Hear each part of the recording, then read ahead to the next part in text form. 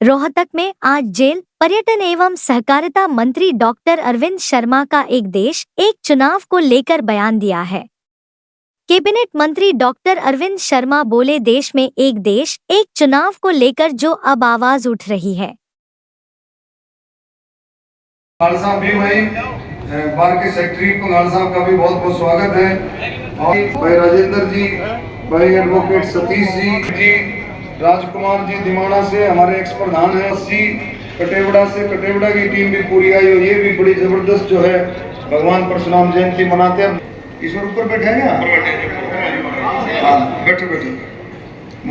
चंद्रभान जी भागोड़ से, भाई रविंद्र विजय जी और सभी का मैं तो दिल से को रह भी गया है।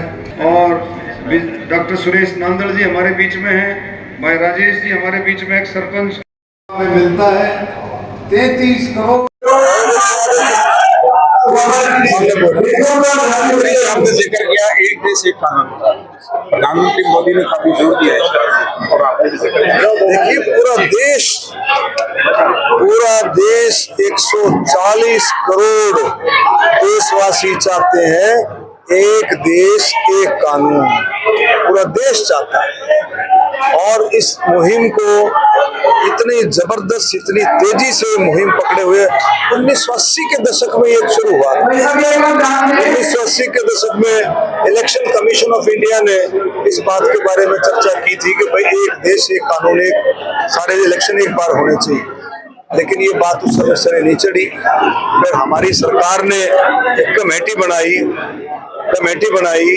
कोविंद जी की अध्यक्षता में। रामनाथ कोविंद जी पहले हमारे जो राष्ट्रपति रहे, उनकी अध्यक्षता में कमेटी बनी। विस्तृत से बहुत कई पेजों की वो रिपोर्ट है, उसने अपनी रिपोर्ट दी और इस बात को 15 अगस्त को माननीय प्रधानमंत्री जी ने उठाया कि भी देश को जरूरत है एक देश एक चुनाव की, देश को जरूरत है।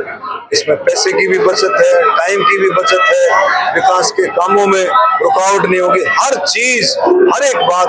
और विकसित भारत के लिए एक देश एक चुनाव की बहुत जरूरी है। और राष्ट्रपति जिस तरह से जजों के ऊपर या सुप्रीम कोर्ट के ऊपर टिप्पणी की है, तो काफी विवाद खड़ा हो गया।